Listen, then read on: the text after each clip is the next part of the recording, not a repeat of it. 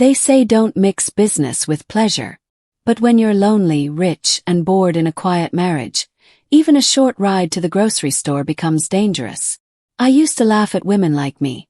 Those women in silk robes and shiny cars who complain about being emotionally starved while sipping rose in their backyard cabanas. But now, I'm her. I'm the woman people whisper about behind tinted glass. My name's Olivia, and I'm married to a man who has everything, except time for me. Mark is a respected CEO, flying from coast to coast, signing deals, checking into 5-star hotels while I'm stuck in our 5-bedroom house with nothing but my thoughts and the occasional housekeeper humming Spanish lullabies downstairs. Mark thought hiring a full-time driver would make life easier. Did. Just not in the way he intended. Thomas came highly recommended. Former Marine. Clean-cut.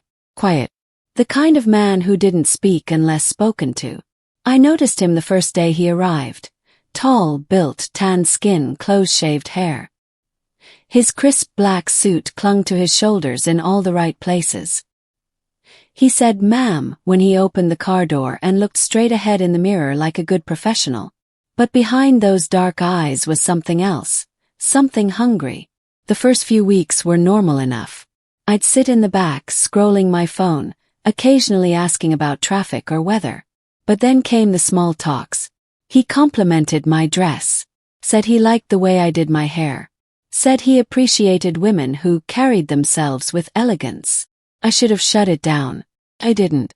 One Thursday afternoon, after a long yoga class and a disappointing call from Mark canceling dinner, again, Thomas asked if I wanted to take the scenic route home.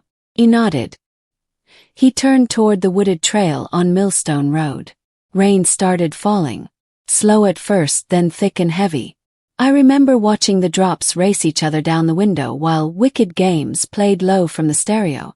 The smell of leather, rain, and something raw filled the air. "Do you mind if I roll the windows up?" he asked.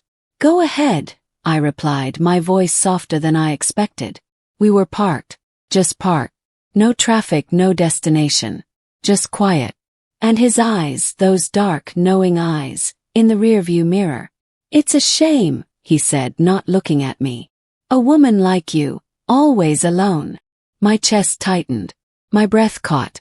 I leaned forward slightly, resting my hand on the center armrest between the seats. I could see the muscles in his jaw clench. "Sometimes it feels like I don't even exist to him," I whispered. "I don't even know why I said it." He turned slowly, his face inches from mine now. "You exist," he said, low and firm. "I see you." I don't know who leaned in first, but suddenly our lips were together. Urgent, hot, forbidden. I felt his hand slide around the back of my neck, pulling me closer as I climbed from the back seat to the front without thinking. My gym bag hit the floor with a thud, but I didn't care. His mouth was rough, demanding, and it made me feel something I hadn't felt in years, wanted. I straddled him right there in the driver's seat, my dress hiked up around my waist. Rain pounded on the windshield. The windows fogged up so fast it felt like we were in a steam room. His hands were everywhere. My hips, my thighs, my breasts. I moaned his name against his neck as he gripped me tighter. I forgot the world. Forgot who I was. I only remembered how alive I felt. Afterward, I sat quietly in the passenger seat, my heart still racing. "I'm sorry," I muttered. He shook his head, eyes still on the road. "You don't have to be." When he pulled into the driveway, I kissed him again, short, firm, and said, "Tomorrow. Pick me up at 10. That was the beginning of everything. Over the next few weeks, our rides became our ritual. Sometimes it was the car, sometimes a short detour to his small apartment above the garage at the far end of the property. We barely talked about anything real. I didn't want to know if he had a girlfriend, a life outside of me. I didn't care. When we were together, I wasn't Olivia the wife. I was just a woman, and he was my escape. The thing about secrets is, they need to be fed. They grow, multiply. They demand more. Sometimes I'd look at myself in the mirror after coming back inside. Lipstick smudged, hair tousled, eyes glowing with guilt and something darker. Mark never noticed. Or maybe he didn't want to. He was always packing for another flight, leaving behind his cologne and silence. One night, Thomas came in with groceries while I stood in the kitchen sipping wine. I was barefoot, wearing a silk robe. He brushed past me, his fingers grazing my lower back, and I felt that familiar fire light up again. Later, yes, he smirked. Always. But that night didn't go as planned.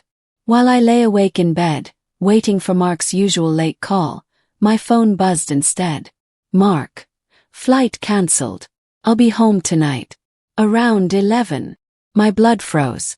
Thomas had left only minutes ago. I ran to the mirror, checked my hair, my lips, my neck. There was a faint red mark just above my collarbone. I scrambled for my concealer. My hands were shaking. My robe still smelled like him. I threw it in the laundry, changed into pajamas, wiped down the kitchen counter even though it was clean, checked the camera at the gate. He wasn't home yet. I sat down on the couch pretending to watch TV. And that's when I heard the car pull into the driveway. If you're already hooked, and I know you are, comment where you are watching from and don't forget to like and subscribe for more thrilling stories of secrets, sins, and the lies we live with. Trust me, things are only getting hotter from here. The key turned in the door slower than usual. Mark always had a way of walking in like he owned the air. Confident, decisive, sharp. But that night it was different. Maybe because I was too aware of myself, of how fast my heart was thudding, how my skin still tingled with the echo of Thomas's touch. I stood up from the couch just as Mark stepped in. He dropped his carry-on by the entrance and glanced at me. His eyes, sharp and calculating, lingered a second too long. "You're still up?" he asked. Smiled too wide. "Yeah, I couldn't sleep. You said your flight was cancelled." He nodded, shrugged off his coat, and walked to the kitchen, grabbing a bottle of water from the fridge. Something about mechanical issues. Didn't want to risk it. I watched him drink. I could still feel Thomas's lips on my neck, his hands on my hips, his scent in my robe, even though it was already spinning in the washer. "Everything okay?" Mark asked, wiping his mouth. "Of course. Just tired." He walked past me, paused, then looked back. "You smell different." My stomach flipped. "I lit a candle earlier. Vanilla." He gave a small grunt. Then he disappeared upstairs. I exhaled, finally letting my shoulders drop. That was too close.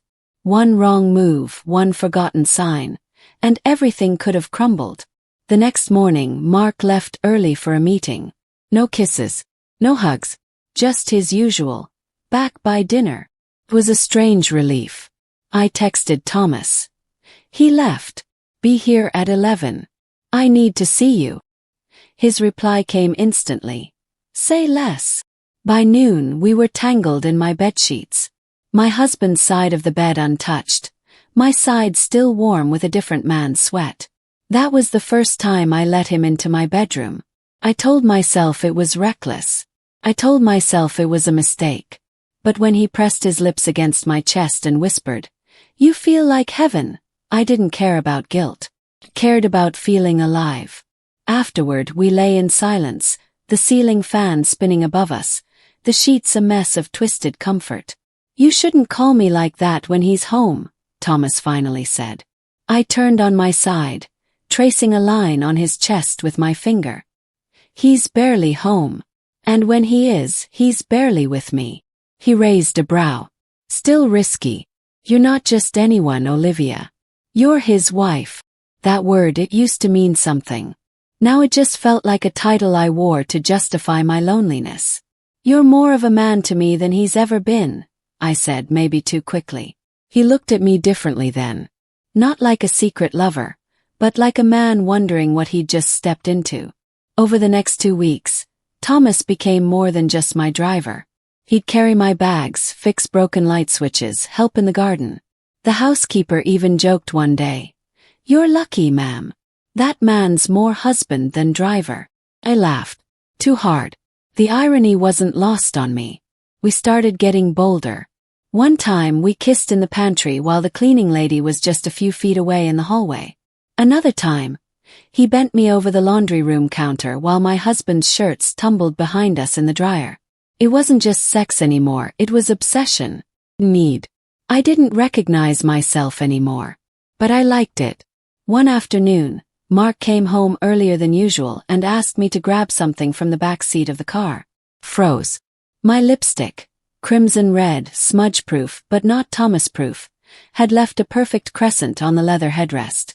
I ran out ahead of him, heart thundering, and used a tissue to scrub it clean just in time. When I returned with the briefcase, he gave me that same long stare. "Why were you in the back seat?" he asked. Shrugged. "Checking if I left my sunglasses." He didn't reply, just nodded and walked away. But I could feel it, the shift, crack forming. If you think that night was wild, wait till you hear what happened next. Don't forget to like and subscribe for more intense, forbidden tales like mine. You won't believe where this leads. A few days later, Mark left again for New York. I didn't even wait a full hour before calling Thomas. We barely made it to the living room before clothes came off. That day was different. It wasn't rushed. It wasn't desperate. It was slow, hungry, personal. Afterward, Thomas rested his head on my thigh, running his fingers along my leg. "Do you ever think about leaving him?" I looked down at him, startled. "What?" He sat up. "I'm serious. You're not happy. I could take care of you. Be yours." It was the first time he'd said anything like that. And for a second I imagined it. A life without secrecy. Without Mark. Without tiptoeing through guilt. Just me and Thomas, raw and real. But then I thought about everything else, the house, the lifestyle, the reputation. "I can't," I whispered. His jaw tightened. "So I'm just your distraction." I didn't answer. He stood up, started dressing. "Let me know when you figure it out." He left without kissing me. That night I couldn't sleep. I kept replaying his words. "Do you ever think about leaving him?" And the part of me I tried to ignore whispered, "Yes." But I wasn't ready to admit it out loud. Thomas kept his distance. Drove like a chauffeur. Didn't touch me. Barely looked at me. Hated it. The silence burned more than any of his touches ever had. So one night, after another argument with Mark about how emotionally needy I was being, I stormed out of the house barefoot and called Thomas. "Pick me up," I said. "Now." He didn't even ask where. When I got in the car, I didn't sit in the back. I climbed into the front and grabbed his face, kissed him like it was the first time all over again. We didn't even leave the driveway. But when it was over, I leaned against the window and said something I never planned to. "I love you." He looked at me. "You don't mean that." "I do." And I did. In that moment, in that fogged-up car with his sweat on my skin, I meant every word. Later that night, we snuck back into the house while Mark was asleep upstairs. I held Thomas's hand as we crept through the hallway like teenagers. We slipped into the guest room, and for hours we forgot the world. At one point I thought I heard something. Floorboards creaking. Sat up. Waited. Listen. Nothing. Just silence. We went back to sleep. But something didn't feel right. They say secrets have a weight. But what they don't tell you is, eventually that weight either crushes you or breaks out of you. For weeks, Thomas and I moved like shadows around my husband's presence. There were days when Mark's schedule was so unpredictable I barely had time to fix my lipstick, let alone steal a moment in the guest room. But Thomas and I always found a way. We had become masters of timing. Quick glances, silent texts, casual handovers in the hallway that meant much more than they should have. But Thomas had changed. It wasn't just the risk that made him restless. It was me. He wanted more. And I wasn't sure I could give it to him. "You can't keep saying you love me when you go back to sleeping beside him," he said one morning as he dropped me off at the spa. I adjusted my sunglasses and looked out the window. "Don't do that." "Do what?" "Make it seem like I'm the bad guy. I didn't ask for this life. It was handed to me." He sighed and gripped the wheel. Then handed back. I didn't reply. I just opened the door and stepped out, feeling the sting of his disappointment like heat on my skin. That night I tried to be present with Mark. I made dinner, wore a new silk slip, laughed at one of his dry work jokes. But when he reached for me in bed, I flinched. He noticed. "You okay?" he asked, squinting at me in the dark. "Yeah, just tired." He turned away and didn't try again. And that's when I knew. My marriage was no longer mine. It had become a shell. Routine. Something I stepped into, smiled through, then escaped from. Mark came home from work early and found me sitting at the kitchen island with Thomas. Laughing. Just laughing. Nothing more. But the look in his eyes was different. He was studying us like a painting that didn't quite make sense. "I didn't know you were off duty now," Mark said sharply. Thomas stood up instantly, grabbing his car keys. "Just helping bring in the packages, sir." Mark nodded, but his gaze lingered. I could feel it, the tension, the suspicion, like smoke building before a fire. Later that night, Mark didn't speak to me. He barely looked at me.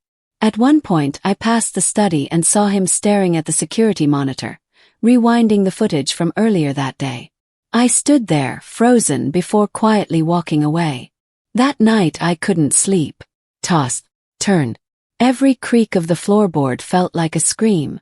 Checked my phone. No messages from Thomas. I texted him. "Are you okay?" No reply.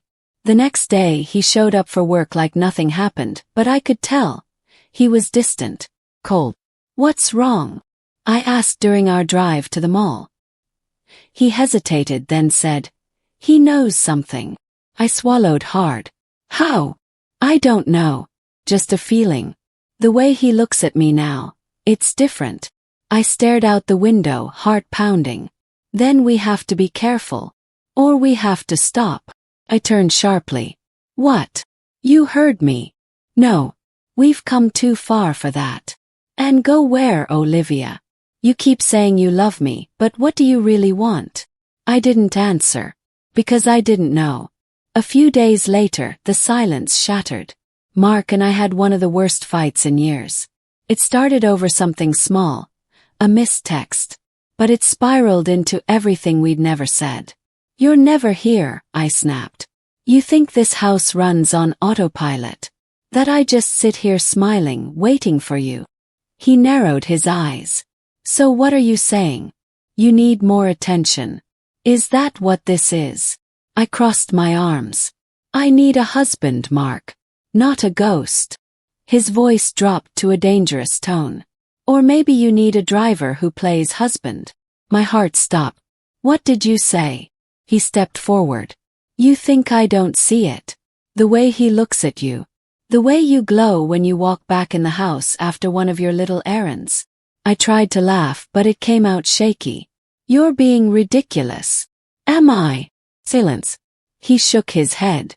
"You used to be different." "So did you." We didn't speak for the rest of the night. The next day I needed to feel something. Anything.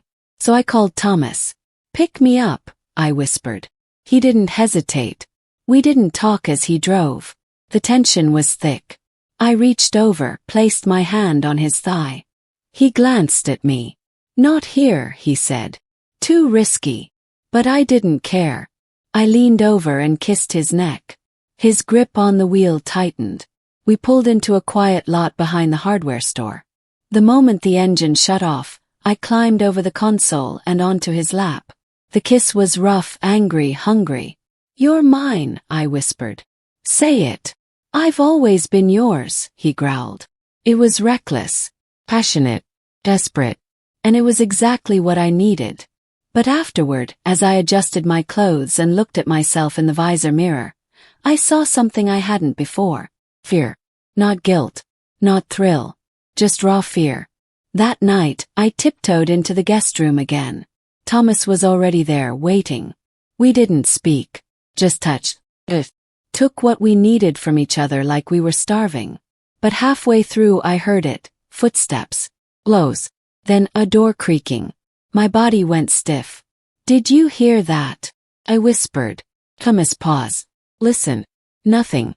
Then a creak again. He jumped off the bed and ducked into the closet. I pulled the sheets over myself, heart pounding. Moments later, Mark appeared in the doorway. He stood there, silhouetted by the hallway light. "What are you doing in here?" he asked. Forced a yawn. "I couldn't sleep. You were snoring again." He didn't move. Just stared. Then slowly he nodded. "Right." He turned and walked away. Thomas didn't come out for another 10 minutes. When he did, he looked like he'd seen a ghost. "We have to stop," he whispered. I shook my head. "It's too late." The next morning, Mark was gone before sunrise. No note, no text, just gone. I stared at the coffee pot, at the empty hallway, at the echo of last night still ringing in my ears. Then I checked the security app on my phone. There it was. A notification from the night before. Motion detected. Guest room. And another motion detected. Closet. Click play. The screen showed it all. Me. A bed. Thomas slipping inside the closet. Mark standing at the door. Watching. Listening. Knowing. I dropped the phone. The morning after I saw the security footage, I didn't leave my room. I didn't touch my phone. I didn't shower. I just sat on the edge of the bed, staring out the window, wondering how many seconds of that video had ruined everything I knew. He had seen it. Mark had watched it unfold in real time. Me tangled in another man's arms, the same man he paid to drive me, protect me, serve me. There was no more pretending now. By noon I heard the garage door open. Mark was home. Came down the stairs slowly. My feet were cold against the marble floor, my breath tight in my chest. He was in the kitchen, standing by the sink with his back to me. A glass of whiskey sat untouched on the counter. It was barely past noon. He didn't turn around when I entered. "Where is he?" he asked flatly. I swallowed. I don't know. Don't lie to me." I stepped forward. "He's gone. He left this morning. I haven't heard from him." Mark finally turned to face me. His eyes were different. No longer confused or suspicious. They were hard. Final. "How long?" "Mark." "How long, Olivia?" Took a breath. "Almost 3 months." He blinked, absorbing the number like a slap. 3 months of sleeping with the man I hired to drive you. To protect you. I couldn't speak. I just looked at him, my mouth open, but no words came. "I watched the whole thing," he said, voice low. "I saw him crawl out of that closet like a coward. I saw the way you looked at him. The way you touched him." Tears welled in my eyes. "I never meant." "Don't." He held up a hand. "Don't insult me by pretending this was a mistake." There was a long silence between us. Just the hum of the refrigerator and the sound of the air conditioning. "I was lonely," I whispered. "You were never home. You never saw me." He laughed bitterly. "So you fucked the help." His words cut like knives. "I needed something. When I was tired of pretending I was okay." "Do you love him?" The question hit me harder than I expected. I don't know." He stared at me like I was a stranger. Then, without another word, he walked past me and up the stairs. By evening he was gone again. No notes, no confrontation. Just the quiet slam of the front door and the sound of tires backing down the driveway. That night, I sat in the living room wrapped in a blanket, watching the security footage again, frame by frame. It was self-destruction, I know. But I needed to see it, to remind myself that this wasn't a nightmare. That I had done this. That I had broken something I couldn't unbreak. And then I called Thomas. It went straight to voicemail. Called again. And again. Nothing. By the 4th attempt I left a message. He knows. Everything. "I don't know where you are, but I need you." Days passed. Mark didn't return. Thomas didn't call. I was alone. Truly alone. The house felt bigger. Colder. Every corner echoed with memory. Of Mark's laughter, of Thomas's touch, of secrets whispered in dark rooms. The housekeeper came by and didn't ask questions. She just cleaned quietly, occasionally glancing at me like I was a glass about to shatter. On the 4th day, a black car pulled into the driveway. For a second my heart leapt. Thomas. But it wasn't him. It was a courier. He handed me an envelope. Cream-colored. Elegant. Inside was a letter. Mark's handwriting. Olivia. I've had a lot of time to think. Probably more than you realize. I should have seen it. You were disappearing in front of me, and I kept telling myself that work was worth the sacrifice. That if I built the life we dreamed of, everything else would follow. I was wrong. I won't play the victim. I won't make threats or beg for explanations. The footage said enough. I've spoken with a lawyer. Papers are coming. I've asked for space until it's handled. I won't make this ugly. Not for either of us. But know this. What hurt the most wasn't the affair. It was realizing you felt safer in someone else's arms than in mine. I hope he was worth it. I read the letter 3 times.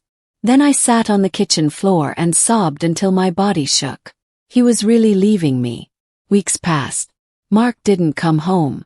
The papers arrived clean, cold, final. I signed them. Thomas never called back. Not once. And just like that, the life I thought I was escaping was gone. But the one I imagined I'd have with Thomas, that was gone too. I saw him once. At a gas station of all places. He was wearing a plain black t-shirt, jeans, and a backwards cap. He looked younger. Free. He didn't see me. Or maybe he did and turned away. I didn't call out to him. I just stood by the pump, watching him drive away without looking back. Months later, I was living in a smaller home on the edge of town. Kept the Mercedes. Sometimes I'd get in and sit in the back seat, staring into the rearview mirror like it could tell me what I'd lost. One afternoon, I drove out to Millstone Road, the place where it all began. I parked under the same oak tree. The sky was gray. It was quiet. I thought about the first time Thomas kissed me. The thrill. The danger. The need. And I thought about everything it had cost. People talk about closure like it's a door you shut. But it's not. It's a window you learn to stop looking through. I'm not proud of what I did. But I'm not pretending it didn't happen either. I was a wife, a liar, a lover, a coward, a woman who wanted to be seen. And for a little while I was. But being seen is not the same as being loved. And being wanted is not the same as being respected. These days I work part-time at a local design studio. Keep to myself. I read. Run. I still wear the perfume Thomas used to like. Not because I miss him. But because I finally learned to like the way I smell. Every time I sit in the back seat of a car now, I glance up at the rearview mirror. Not to check my lipstick. Not to check for traffic. But to remind myself what looking back can cost you. Because sometimes the thing you're running toward is the very thing that ends up ruining you. Thank you for riding through this forbidden journey with me. If Olivia's story struck a chord or left you speechless, don't forget to like and subscribe for more emotionally gripping, heart-racing tales of secrets, lies, and the lives we hide behind. You won't want to miss the next one.